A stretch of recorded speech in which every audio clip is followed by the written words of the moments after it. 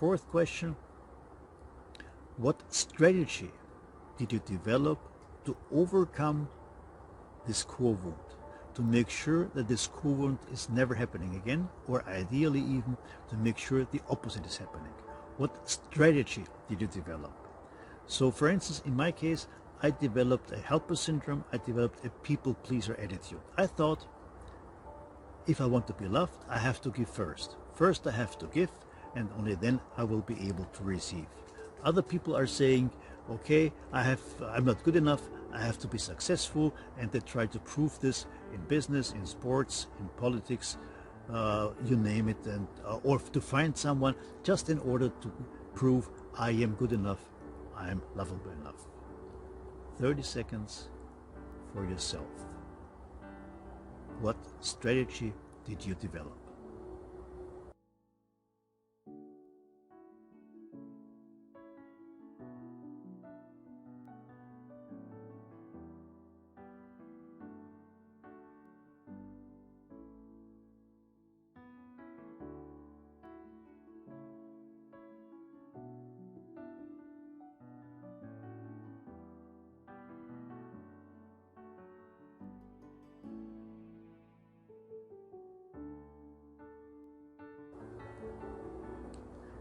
Fifth question, easy question. What are the disadvantages of the strategy you developed? What are the disadvantages of the strategy you developed? So for instance, in my case, people pleaser, helper syndrome, I was almost always helping people. It was very difficult and still is up to a certain extent for me to say no. And when people were asking me, Dieter, can you help me there? And let me assure you, Dieter, if you are ever in need of help, I'll be there for you. Of course, I said yes. But once I needed them, they were nowhere to be seen. I was very often emotionally misused. The biggest disadvantage of my people pleaser strategy was to be emotionally misused. So 30 seconds for yourself. What are the disadvantages of the strategy you have chosen?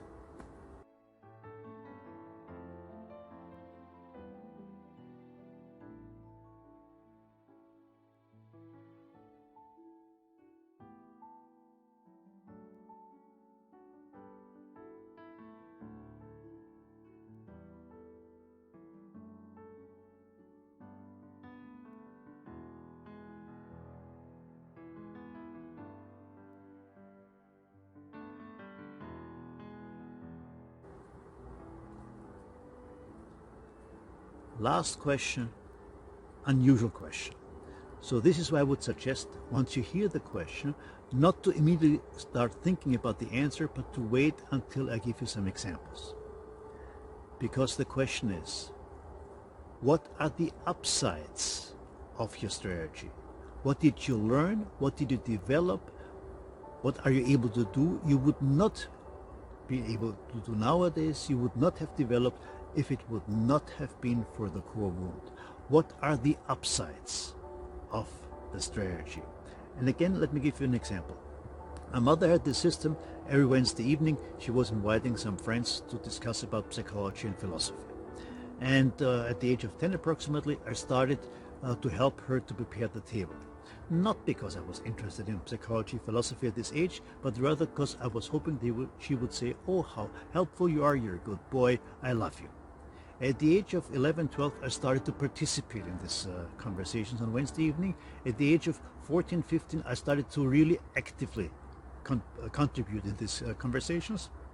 Again, not necessarily because I was so interested, but of course the adults were saying, "Wow, such a young boy and already participating in philosophical conversations. Wow, amazing." Attention. And at the age of 17, 18, I had a knowledge about psychology, philosophy you would never ever have at this age.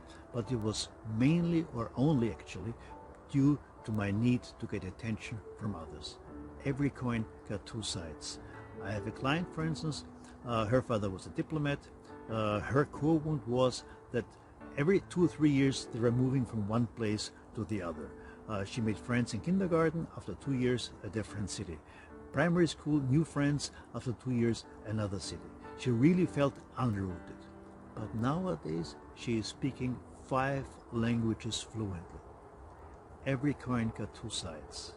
So what are the upsides of the strategy you developed? 30 seconds for yourself.